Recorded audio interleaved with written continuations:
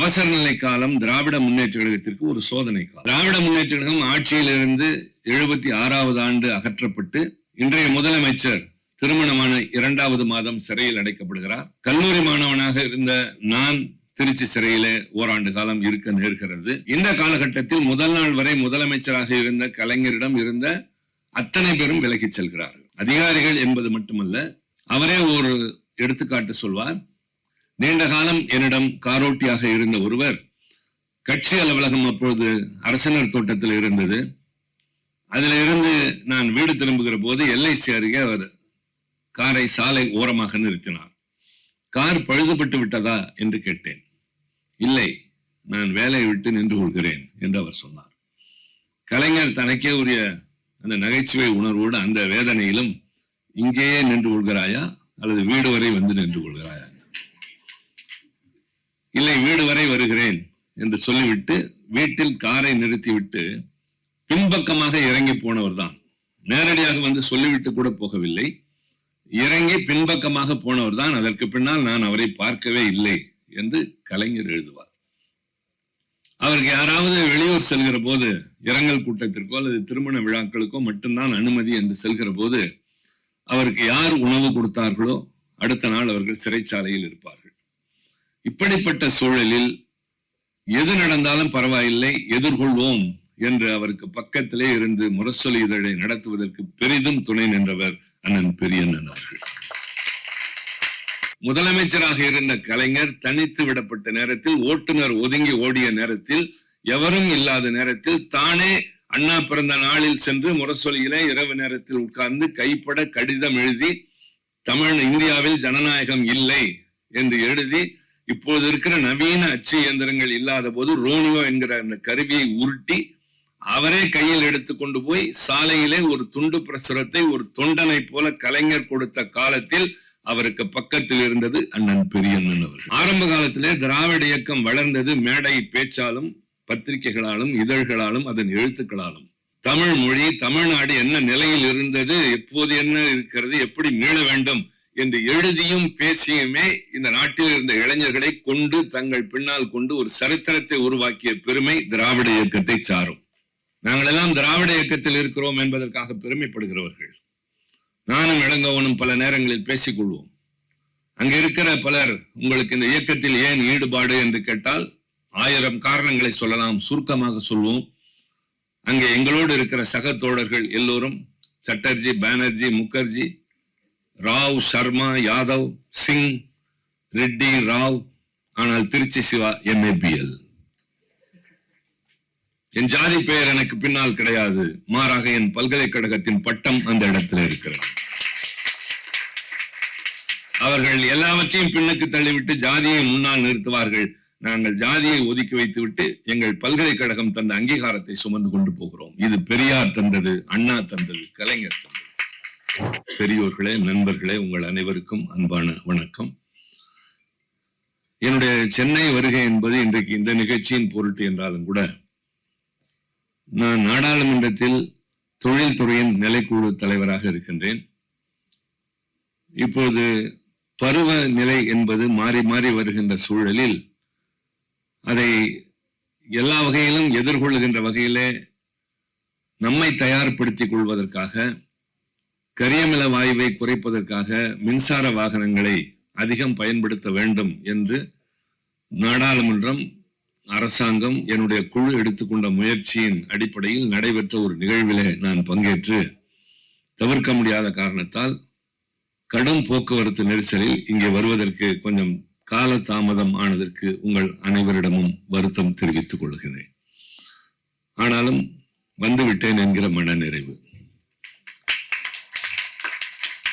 இல்லாவிட்டால் தம்பி கார்த்திக் சிதம்பரம் அவர்களுக்கு மன அமைதி குலைந்திருக்கும் என்பதை விட எனக்கு நிம்மதி தொலைந்திருக்கும்.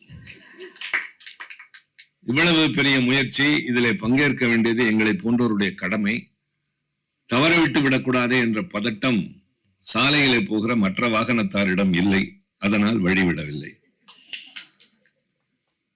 சென்னை கிறிஸ்தவ கல்லூரியினுடைய மாணவர்கள், அந்த கல்லூரி நிர்வாகம் தம்பி சிதம்பரம் அவர்களுக்கு நிறைய அளவிலே உறுதுணையாக இருந்திருக்கின்றார்கள். அவர் இந்த நூலினை வெளிக்கொணர்வதற்கு எத்தனை சிரமங்களை மேற்கொண்டிருப்பார் என்பது இங்கே வெளியிடப்பட்ட நூலினை அந்த உரையிலிருந்து வெளிக்கொணர்வதற்கு நாங்கள் பட்ட சிரமத்திலே நீங்கள் தெரிந்து கொள்ளலாம். திரு பெரியண்ணன் அவர்களை பற்றி இங்கே பேசுவத அதே நேரத்தில் ஒரு மிகச்சிறந்த எழுத்தாளர் தம்பி கார்த்திக் சிதம்பரத்திற்குள் மறைந்திருக்கிறார் என்பதை இந்த நூலின் மூலமாக தெரிந்து கொள்ள முடிந்தது. பல நிகழ்வுகளை தொகுத்து வழங்குகிற போது அது வெறும் தொகுப்பாக இல்லாமல் அதில் ஆங்காங்கே பல்வேறு தகவல்களை கொண்டு வந்து அவர் சேர்க்கிறார். இன்றைய காலத்தில் நடைபெற்றுக் கொண்டிருக்கின்ற பல நிகழ்ச்சிகளை, பலருடைய மேற்கோள்களை குறிப்பிட்டு திரு பெரியண்ணன் அவருடைய அந்த வரலாற்றை இதெல்லாம் அவ்வளவு எளிமையாக இவ்வளவு யாராலும் வேர்களுக்கு சென்று தேடி இருக்கவே முடியாது. நான் படித்த போது வியந்து போனேன்.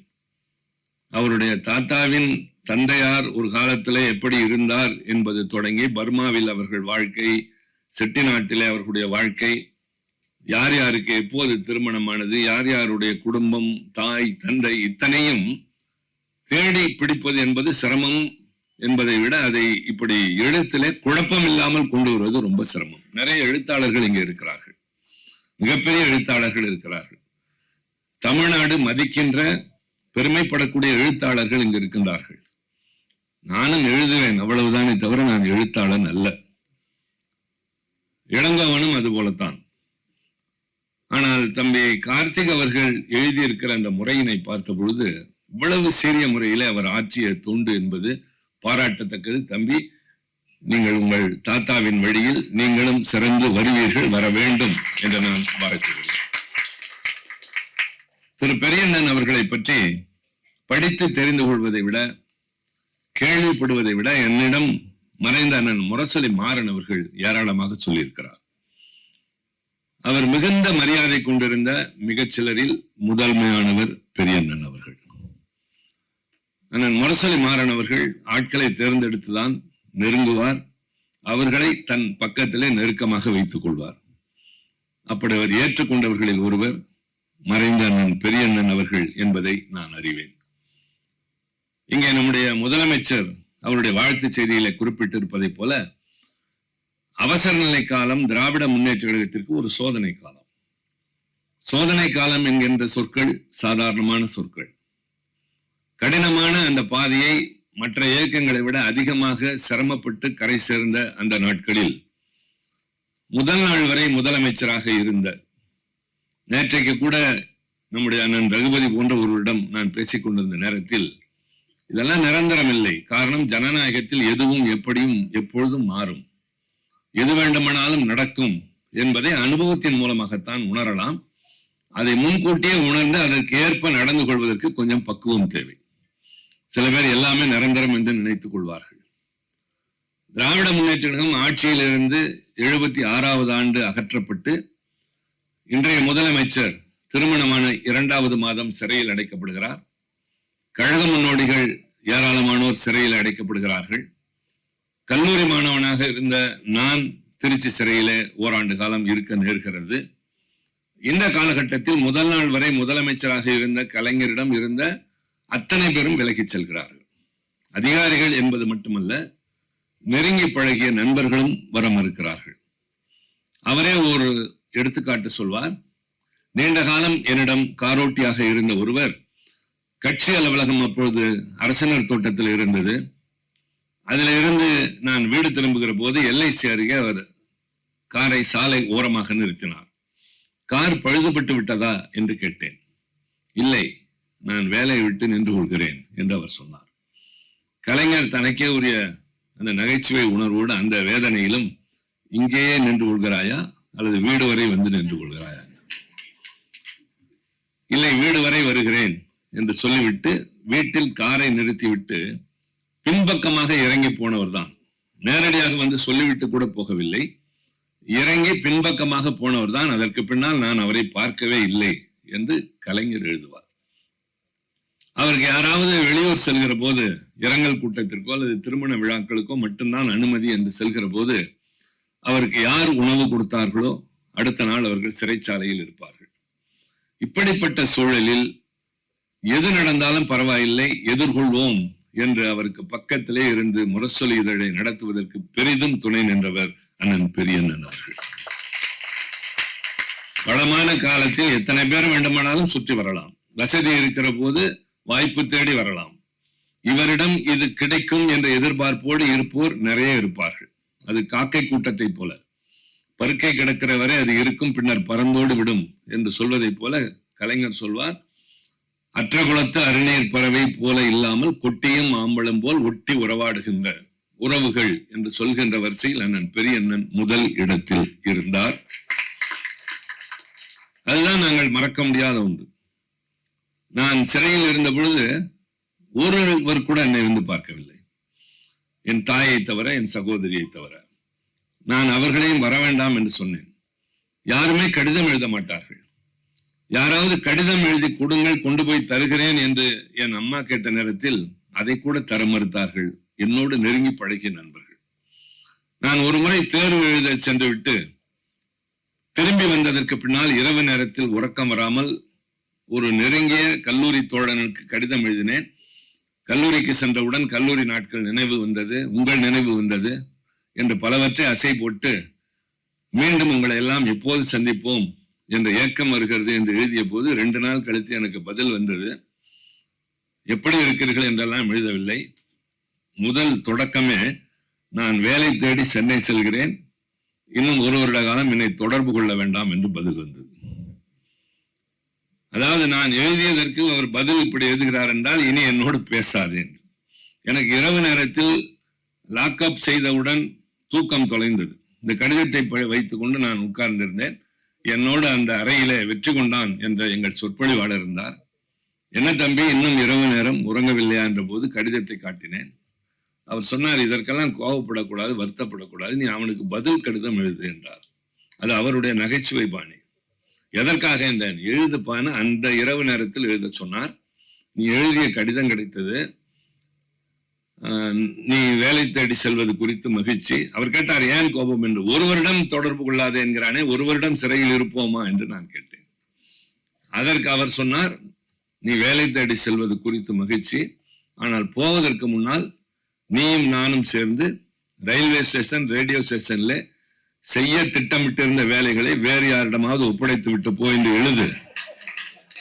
இந்த கடிதம் தணிக்கைக்கு போய் தான் அவனுக்கு சேரும், நாளை மறுநாள் அவன் இங்கு இருப்பான் என்று சொன்னார்.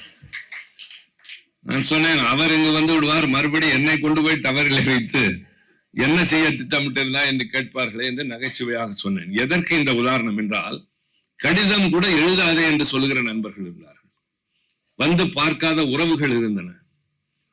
உன் பிள்ளையை இவ்வளவு படிக்க வைத்து ஏன் இப்படி அனுப்பினாய் என்று தாயை, விதவை தாயை கடிந்து கொண்டவர்கள் இருக்கிறார்கள். அப்படிப்பட்ட நேரத்தில் முதலமைச்சராக இருந்த கலைஞர் தனித்து விடப்பட்ட நேரத்தில், ஓட்டுநர் ஒதுங்கி ஓடிய நேரத்தில், எவரும் இல்லாத நேரத்தில் தானே அண்ணா பிறந்த நாளில் சென்று முரசொலியிலே இரவு நேரத்தில் உட்கார்ந்து கைப்பட கடிதம் எழுதி, இந்தியாவில் ஜனநாயகம் இல்லை என்று எழுதி, இப்போது இருக்கிற நவீன அச்சு இயந்திரங்கள் இல்லாத போது ரோனியோ என்கிற அந்த கருவியை உருட்டி அவரே கையில் எடுத்து கொண்டு போய் சாலையிலே ஒரு துண்டு பிரசுரத்தை ஒரு தொண்டனை போல கலைஞர் கொடுத்த காலத்தில் அவருக்கு பக்கத்தில் இருந்தது அண்ணன் பெரியண்ணன் அவர்கள். இது பிற்காலத்தில் நடந்தது. முரசொலி நிர்வாகத்தில் இருந்தார் என்பது வேறு. ஆனால் இந்த பொன்னி இதழ் என்ற அந்த காலம் என்பது ஆரம்ப காலத்திலே திராவிட இயக்கம் வளர்ந்தது மேடை பேச்சாலும், பத்திரிகைகளாலும், இதழ்களாலும், அதன் எழுத்துக்களாலும். அதில் சொல்லப்பட்ட கருத்துக்கள், சொல்லி தந்தவை உலக வரலாறு, இந்திய வரலாறு, தமிழக வரலாறு, தமிழ் மொழி, தமிழ்நாடு என்ன நிலையில் இருந்தது, எப்போது என்ன இருக்கிறது, எப்படி மீள வேண்டும் என்று எழுதியும் பேசியுமே இந்த நாட்டில் இருந்த இளைஞர்களை கொண்டு தங்கள் பின்னால் கொண்டு ஒரு சரித்திரத்தை உருவாக்கிய பெருமை திராவிட இயக்கத்தை சாரும். அப்படி வந்த இதழ்களில் முக்கியமான இதழ் பொன்னி இதழ். இதுல எழுதியவர்களுடைய பெயர்களை எல்லாம் பார்த்தால் ரொம்ப ஆச்சரியமாக இருக்கிறது. அறிஞர் அண்ணா அவர் இதழ் நடத்தி கொண்டிருந்தாலும் பொன்னியில எழுதுகிறார். அது ரொம்ப ஆச்சரியம். ஒருவர் தன்னுடைய பற்றி தொழில் நடக்கிற போது, உதாரணத்திற்கு இன்னொருவருக்கு அது ஆதரவை தருவாரா என்பது சந்தேகம். வேணால் வாழ்த்து தருவார்கள். ஆனால் அறிஞர் அண்ணா அவர்கள் திராவிட நாடு நடத்துகிறார், அவர் இதில் எழுதுகிறார். பாவேந்தர் பாரதிதாசன் அவர்தான் பெரியண்ணன் அவருடைய ஊற்றுக்கண்ணாக இருக்கிறவர், அவர் எழுதியிருக்கிறார். பன்மொழி புலவர் அப்பாத்துரையார் எழுதியிருக்கின்றார். பண்டிதமணி கவிமணி தேசிக விநாயகம் பிள்ளை அதில் எழுதியிருக்கின்றார். தி ஜானகிராமன் எழுதியிருக்கின்றார். நாஞ்சில் மனோகரன். எல்லாவற்றிற்கும் மேலாக இளங்கோவனின் தந்தை டி.கே. சீனிவாசன் அவர்கள் எழுதிய மறக்க முடியாத புத்தகங்களில் ஒன்று ஆடும் மாடும் என்பது. அந்த ஆடும் மாடும் தொடராக வெளிவந்தது பொன்னி இதழில்தான். தொடர்ந்து ஒவ்வொரு இதழாக ஒவ்வொரு வாரமாக அவர் எழுதி அதற்கு பின்னால் பல்வேறு தலைப்புகளில் கட்டுரைகள் எழுதியிருக்கிறார். கு. அழகிரிசாமி, டாக்டர் மு. வரதராஜன், வாணிதாசன், PVR, அழ வள்ளியப்பா, ஜெகசிற்பியன், இளந்தரையன், எவ்வளவு கேள்விப்பட்டிருக்கிறோம், முடியரசன், ஆக இவர்களெல்லாம் இதுல எழுதியிருக்கிறார்கள் என்பதை படித்த பொழுது இவ்வளவு பேரிடமும் அவர் வாங்கி இருக்கிறார். பத்திரிகை நடத்துவது எவ்வளவு சிரமம் என்பது தெரியும். இதற்கிடையில் அவரும் மறைந்த முருகு சுப்பிரமணியம் அவர்களும் சேர்ந்து உறவினரும் சேர்ந்து இந்த இதழை 47 இருந்து 55 வரை நடத்தியிருக்கின்றார்கள். அதனுடைய வந்த செய்திகளை, துணுக்குகளை சிலவற்றை அவர் ரொம்ப சின்ன எழுத்துல இருக்கிறது தம்பி கார்த்திக், நீங்கள் இதை பெரிதுபடுத்தலாம். ஏன்னா படிப்பதற்கு ரொம்ப சிரமமாக இருந்தது. நான் சாதாரணமாக மற்ற நேரங்களில் கண்ணாடி அணிந்திருப்பேன், படிக்கிற போது போடுவதில்லை. ரொம்ப கூர்மையான பார்வை என்று சொல்வார்கள், அதெல்லாம் தாண்டி விட்டது. தனியாக ஒரு விளக்கு வைத்து நான் படிக்க வேண்டியிருந்தது. நீங்கள் புத்தகத்தை எனக்கு அனுப்பியது நேற்றைக்கு முன்தினம். எனக்கு பல நிகழ்ச்சிகள், பயண நேரத்தில் படித்தேன், நேற்று நள்ளிரவு வரை படித்தேன், முடிந்தவரை படித்தேன். முழுவதும் படிக்க வேண்டும் என்ற ஆசை என்றாலும் கூட முடிந்தவரை இதிலே நான் பெரும்பாலும் படித்து பார்த்த பொழுது கண்டுபிடித்ததுதான் கார்த்திக் சிதம்பரம் என்ற ஒரு அருமையான எழுத்தாளர் நமக்கு கிடைத்திருக்கிறார். வாழ்க்கையின் தேவைகள் நிறைய பெறுவதற்காக வாழ்வோர் பலர், தங்கள் தேவைகள் நிரம்பினாலும் இன்னும் வசதிகள் வேண்டும் என்று நினைப்போர் பலர், தங்கள் வசதிகள் நிரம்பினாலும் பரவாயில்லை அடுத்தவன் வாழக்கூடாது என்று நினைக்கிறவர்களும் பல பேர். இது இந்த சமுதாயம், இந்த உலகம். இப்படிப்பட்ட உலகத்தில் வசதி வாய்ப்பு இருந்தும் சமூக மாற்றத்திற்காக தன்னை ஒரு இயக்கத்தில் ஒப்படைத்துக் கொண்டு தந்தை பெரியாருடைய கருத்துக்களை நெஞ்சிலே தாங்கி அது மக்களிடம் சென்று சேர வேண்டும் என்று இதழ் நடத்திய மறைந்தாலும் நம்முடைய மனதிலே நிலைத்து நிற்கின்ற பெரியவர் அண்ணன் பெரியண்ணன் அவர்களுடைய வழியில் அமெரிக்காவுக்கு சென்று நல்ல தொழில், நல்ல வருமானம், வசதி, நிம்மதி. அங்கே போனவர்கள் பல பேர் திருமணம் செய்து கொள்ள கூட இங்கேயே வருவதில்லை, அங்கேயே செய்து கொள்கிறார்கள். செய்து கொள்வதும் வீடியோவிலேயே செய்து கொள்கிறார்கள். பெற்றோர் கூட இங்கிருந்து தான் பார்ப்பது. யாராவது இங்கே மறைந்து போனால் கூட அந்த காரியங்களை அங்கிருந்தே பார்க்கிற அளவிற்கு அமெரிக்கா அவர்களை ஆட்கொண்டு விட்டது என்று மாறி இருக்கின்ற இந்த உலகத்தில் தம்பி கார்த்திக் சிதம்பரம் அதையெல்லாம் ஒதுக்கி வைத்துவிட்டு பல மாதங்கள், சில வருடங்கள் உழைத்து தன் தாத்தாவை பற்றி, அவர் இந்த பத்திரிகை உலகத்திற்கு ஆற்றிய தொண்டினை பற்றி இவ்வளவு சிறப்பாக 2 நூல்களை கொண்டு வந்திருக்கிறார் என்றால் இவை சாதாரண நூல்கள் அல்ல, கடும் உழைப்பு, ஒரு பெரிய சரித்திரம்.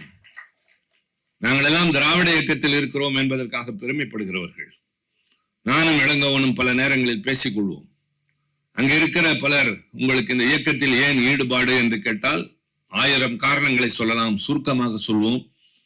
அங்கே எங்களோடு இருக்கிற சக தோழர்கள் எல்லோரும் சட்டர்ஜி, பானர்ஜி, முகர்ஜி, ராவ், சர்மா, யாதவ், சிங், ரெட்டி, ராவ். ஆனால் திருச்சி சிவா MABL. என் ஜாதி பெயர் எனக்கு பின்னால் கிடையாது, மாறாக என் பல்கலைக்கழகத்தின் பட்டம் அந்த இடத்துல இருக்கிறது. அவர்கள் எல்லாவற்றையும் பின்னுக்கு தள்ளிவிட்டு ஜாதியை முன்னால் நிறுத்துவார்கள். நாங்கள் ஜாதியை ஒதுக்கி வைத்துவிட்டு எங்கள் பல்கலைக்கழகம் தந்த அங்கீகாரத்தை சுமந்து கொண்டு போகிறோம். இது பெரியார் தந்தது, அண்ணா தந்தது, கலைஞர் தந்தது. பல காரணங்கள், அதுல இது முக்கியமான ஒன்று. பக்கத்தில் இருப்பவர் யார்? எனக்கு தெரிந்தவர்கள் பல பேர் இங்க இருக்கிறார்கள், எழுத்தாளர்கள் அத்தனை பேரும். இதில் யாரும் என்ன ஜாதி என்று எனக்கு தெரியவே தெரியாது. நான் தெரிந்து கொள்ள முயன்றதில்லை, தெரிந்து கொள்ள வேண்டிய அவசியம் இல்லை. மூத்தவர்களாக இருந்தால் அண்ணன், இளையவர்களாக இருந்தால் தம்பி, வயதில் ஒத்தவர்கள் தோழர்கள், இவ்வளவுதான் எங்கள் உறவு முறை. இதை வெளிக்கொணர, இதை கொண்டு வந்து விதைக்க, வளர்க்க பாடுபட்டவர்களின் வரிசையில் அண்ணன் பெரியண்ணனுக்கு ஒரு இடம். யார் யாரெல்லாம் அதற்கு துணை நின்றார்களோ அந்த தலைவர்களை கொண்டு இந்த இதழ்களில் எழுத வைத்தது. இதை நடத்துவதற்கு அவர் எடுத்துக்கொண்ட முயற்சி முதலில் மாத இதழாக, பின்னர் மாதம் 2 முறை இதழாக. அதனால்தான் சொன்னேன், இதையெல்லாம் நாங்கள் தேடி படிக்கிற பொழுது குடியரசு, சுதேசமித்திரன், பல பத்திரிகைகள் இவைகளெல்லாம் தொகுப்புகளாக வர ஆரம்பித்து விட்டன. அண்ணாவின் கடிதங்கள் வந்திருக்கின்றது, கலைஞரின் கடிதங்கள் வந்திருக்கின்றது.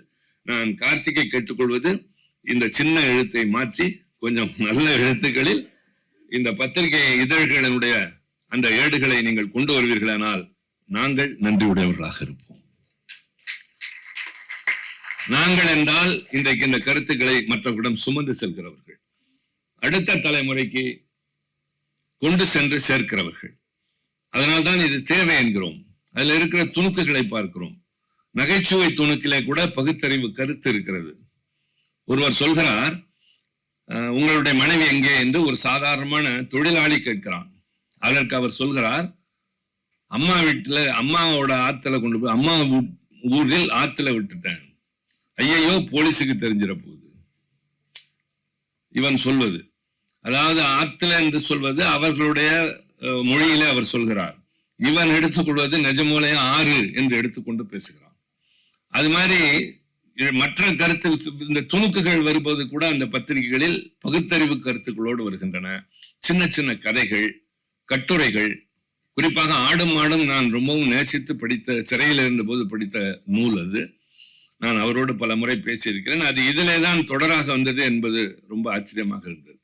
அது மாதிரி இழந்த காதல் என்ற அறிஞர் அண்ணாவினுடைய அந்த மிக பிரபலமான ஒன்று முதலில் வெளிவந்தது பொன்னியில் என்பதும் மகிழ்ச்சிக்குரிய, நாம் எல்லாம் தெரிந்து கொள்ள வேண்டிய ஒன்று.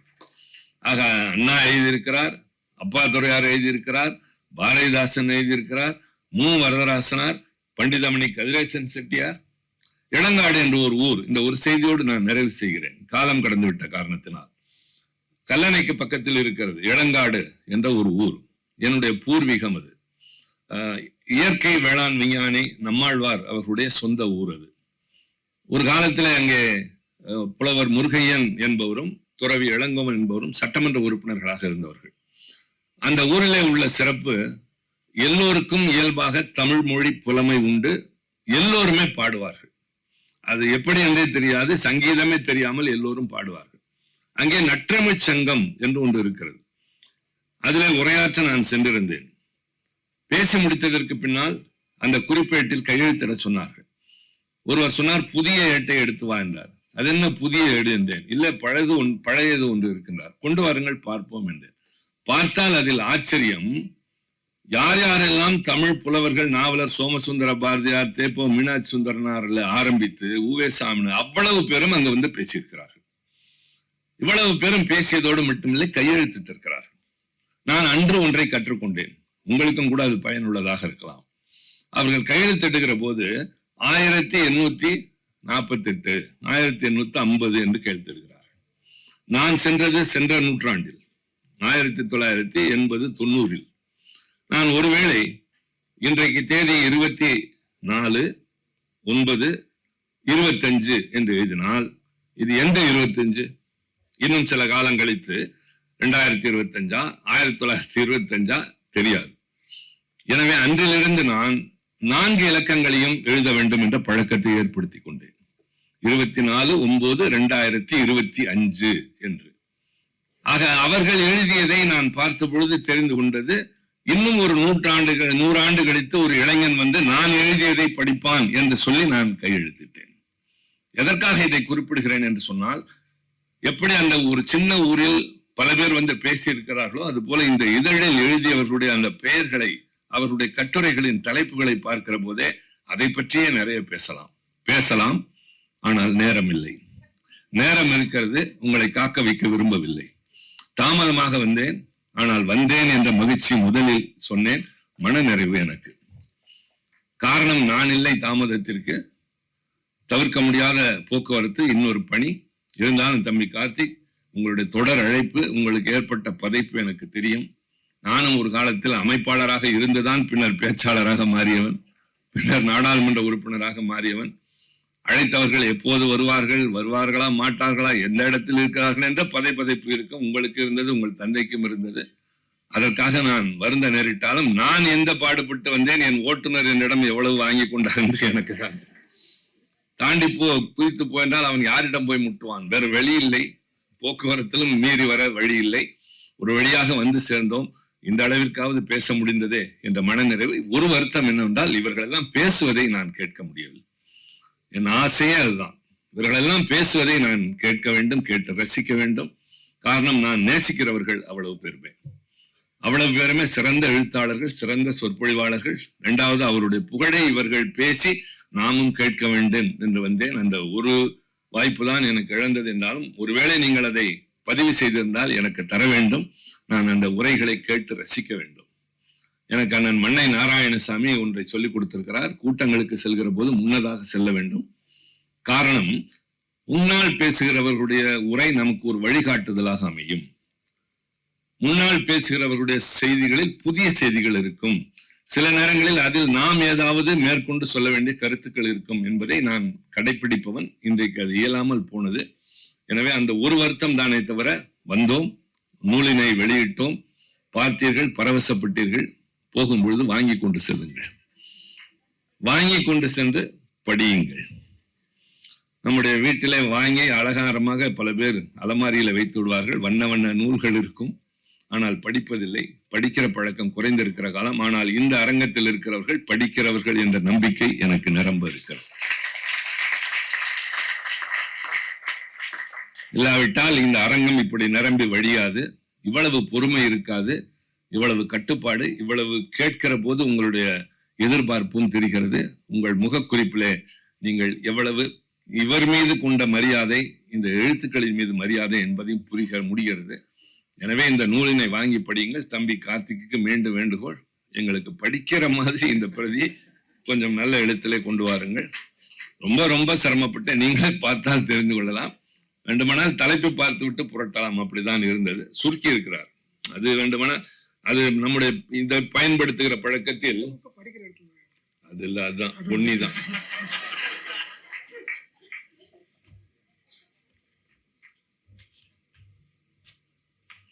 தலையங்கம் என்பதுதான் எங்கள் எண்ணம் என்று. இந்த பாருங்க, இது பெரிய எழுத்துங்கிறார். இப்போ சாதாரணமாக நமக்கு ஒரு பழக்கம் வந்து விட்டது. இந்த செல்லிட பேசியை பயன்படுத்தி அது சரியாக தெரியவில்லை என்றால் அதை இப்படி பெரிதாக்கி பார்ப்பது. நான் இந்த புத்தகத்தையும் அப்படி செய்கிற என்னை அறியாமல் செய்து பார்த்தேன். எப்படியாவது படிக்க, அது இயல்பின் காரணமாக வந்தது. ஆனால் முடியவில்லை. பின்னர் சிரமப்பட்டு முடிந்தவரை படித்தேன். இன்னும் கொஞ்சம் ஆர்வம் இருக்கிறது, அதையும் கொடுப்பீர்களானால் ரொம்ப மகிழ்ச்சியாக இருக்கும். மற்றவர்கள் பேசிய உரையும் எனக்கு தேவை. உங்கள் அனைவருக்கும் என் நன்றி. காரணம், இவ்வளவு நேரம் காத்திருந்தீர்கள். தம்பி கார்த்திக்கு என்னுடைய மனமார்ந்த பாராட்டுகள். அமைச்சர் உரிய நேரத்திற்கு வந்திருக்கிறார், மகிழ்ச்சி. அவர் என்னை போல சிக்கலிலே மாட்ட மாட்டார் போக்குவரத்தில். காரணம், அவருக்கு காவல்துறை வழிவிடும், வழி செய்து கொடுப்பார்கள். சிக்னல் எல்லாம் தாண்டி விடுவார். நான் தாண்ட மாட்டேன், தாண்டக்கூடாது என்பதை விட நான் தாண்டுவதில்லை. அதனால மீறி வரவும் இல்லை, யாரோடும் நான் வம்பு வளர்க்கவும் இல்லை. கொஞ்சம் தாமதம், அவ்வளவுதான். ஆனால் இவர்கள் எல்லாம் உரிய நேரத்தில் வந்திருந்தார்கள். உங்களை கண்டதில் மகிழ்ச்சி. இங்கே இந்த நூலை நான் பெற்றுக்கொண்டதில் எனக்கு பெருமை. நான் சொன்னதை போல் எங்களுக்கு இது தெரிய வேண்டும். இது கையில கிடைக்கிற போது ஏற்படுகின்ற பரவசம். நான் எழுதிய நூல்களை முதலமைச்சர் வெளியிடுகிற போது, அது மற்றவர்கள் கைக்கு சேர்கிற போது என்ன ஒரு மகிழ்ச்சியும் மனநிறைவும் எனக்கு ஏற்பட்டதோ, அதே போல இதை தம்பி எழுதி உருவாக்கி தந்து அதை நான் பெற்று வளர்ப்போம். இந்த சமுதாயத்திற்கு என்றைக்கும் முற்போக்கு சிந்தனைகளோடு நாம் முன்னேற்றி செல்வதற்கு அண்ணன் பெரியண்ணன் போன்றவர்கள் நமக்கு வழிகாட்டியாக இருக்கட்டும் என்று கேட்டு இந்த நல்ல வாய்ப்பிற்கு நன்றி கூறி விடைபெறுகிறேன். நன்றி, வணக்கம்.